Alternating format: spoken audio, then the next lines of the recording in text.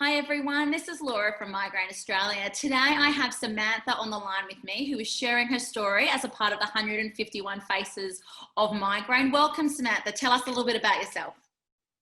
Hi, I'm Samantha. I work as an event coordinator for a charity. I'm 26 years old and I live in WA.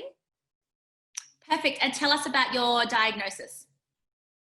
So recently I've been diagnosed with chronic migraines. And when I say recently, I've only been having migraines for probably the last year. So I'm quite new to all this actually. Yeah. So tell us about some of the symptoms that you had that sort of got you down the road to discovery, to getting to the point where you were diagnosed. What type of symptoms were you experiencing? Well, the first time that I actually had a migraine attack, I was at work and I just started to feel really numb, like my arms were feeling numb, and I started to get the vision loss, which I know now is the aurora or the aura. So I started to drive home and then I just felt really funny. So I went to the doctors and all of a sudden I just couldn't see at all and I couldn't speak, I couldn't move my arms, and obviously I just started to panic. So the doctor came out and she said to me, I don't know what's happening, we're going to call an ambulance. So that was pretty scary because I wasn't sure if I was having a stroke or a heart attack or what it was. So the ambulance came and I was rushed to hospital. And I just remember being in the ambulance and the ambulance officers were asking me, like, where do you work? What's your name? And I just couldn't speak. And it was the most terrifying thing for me. And then I got to the hospital and I just remember like this whole side of my face just felt like it was drooping. It was in so much pain. And I really think they thought I must have been on drugs or something because I was just acting so bizarre. And they had a urine sample and a blood test, and then I did like a CT scan and everything, and it all came up clear. They told me that I had a severe migraine attack. So that was the first time I've ever experienced anything like that before. And then for probably 3 weeks after that, I just had a continuous migraine and I had like the brain fog was ridiculous. Like I just was so lethargic and just in so much pain. I didn't know what to do. And then as the months went on from there was sometimes where like I'd have a couple of weeks where I didn't have a migraine, but then I would have a 3-week period where I'd have a migraine for 3 weeks again. And it was just really scary because I didn't know if this was going to, well, I know now this is going to be my life, but also like if I was able to work. I just ended up not leaving the house for a long time. So, yeah. And had you heard much about migraine disorders prior to experiencing? Was it something that runs in your family, or was a migraine diagnosis something that was completely new to you? So my sister actually gets migraines and she has migraines really badly. She goes to the hospital and gets like injections and things like that, and she's tried everything. So I did understand a bit about migraines from what she experienced, but my migraines that I was getting was a lot different to hers because hers would last a day, whereas mine would last like 3-week period. And also I was getting like really bad neck pain and all down my shoulders and back and stuff like that, which she doesn't experience that.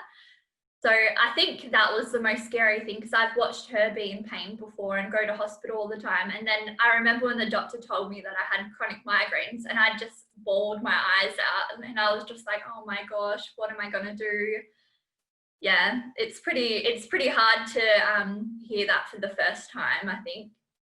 And what about like your workplace? Because obviously you'd be quite busy in the role of an event coordinator. And what about like your social circle? How did you tell them about your migraine disorder? Was it something that you've had support with? Do you think it's hard for people to understand?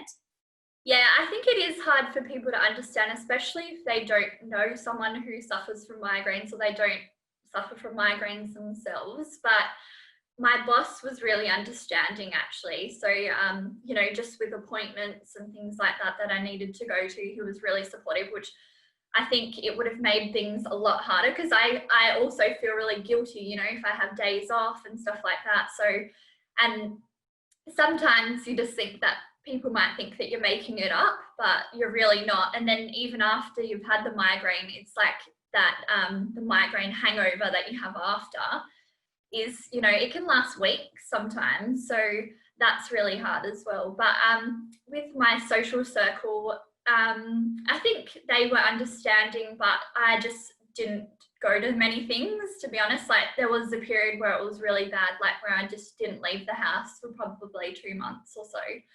And family as well, like family gatherings, I just didn't go along to them. And yeah. It's so interesting hearing you speak about, I guess, the guilt that goes around that, because for so many of us and so many people that have actually spoken today have said all the same things. I remember it as well, because I went from chronic migraine to vestibular migraine.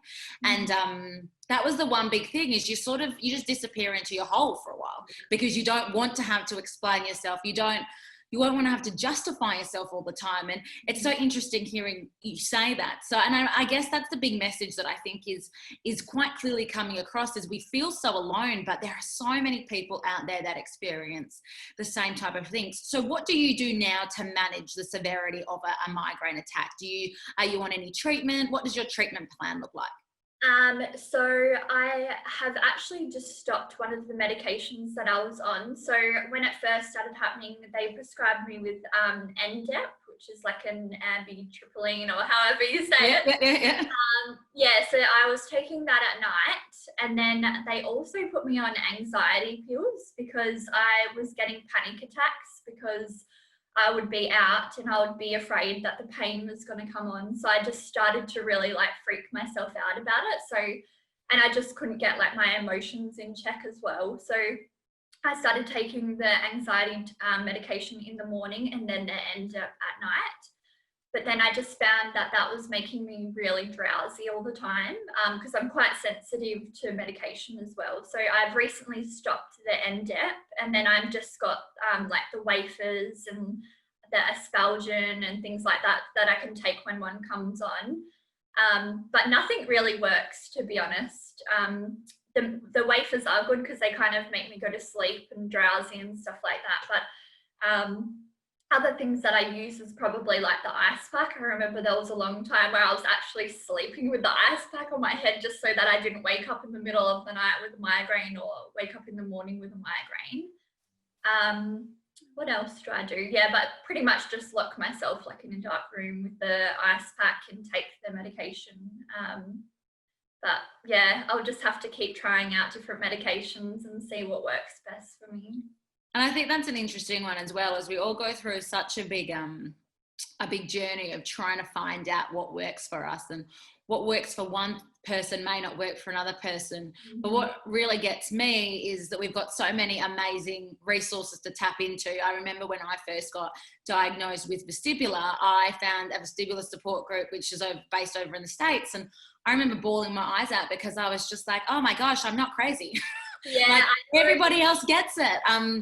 So even having our Migraine Australia chat group, I find really helpful, because it buzzes all day long with just conversation around what people are doing to cope, and even the online community on type of like Instagram and Twitter. Do you plug into a lot of the social networking channels? Yeah, I do read a lot of the comments, and I have posted a few times as well on different chat rooms and things like that. And also I follow like a few pages on Instagram that are quite funny. Like, they've got like the migraine humor, which it's good to have a laugh, and good to realize like other people are experiencing it as well. So yeah.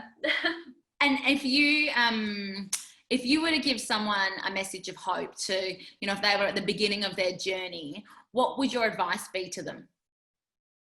I think just stay positive, and just I think also just expect for yourself to go through like the waves of it as well. Like, there's times where I've just been really down about it, but then there's other times where I'm like, no, I'm going to try this, I'm going to do this, I'm going to do that. Like, I've tried everything under the sun.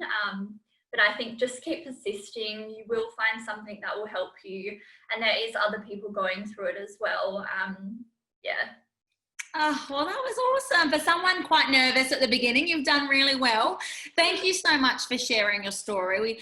We are so appreciative of you like being able to come out and to tell other people sort of where you were at. And we hope that you plug in more and that we see you more throughout the month. We've got some really great opportunities coming up. So we'd love to hear more from you. Thank you so much again. And is there a social media page or anything that you have that you can plug or that you want us to plug for you? It's just my personal page, but if anyone wants to reach out and have a chat about it, like, you're not alone. It's quite a weird Instagram name, but it's Sammy and then La Dolce Vita, which means the sweet life in Italian. I love it. I love the positive vibe that you give, and that's so important. You know, it sucks. Migraines do suck, but I think through our persistence and the continuing advocacy we sort of had for ourselves, it's people like you that make a difference. So thank you so much. Thank you for having me.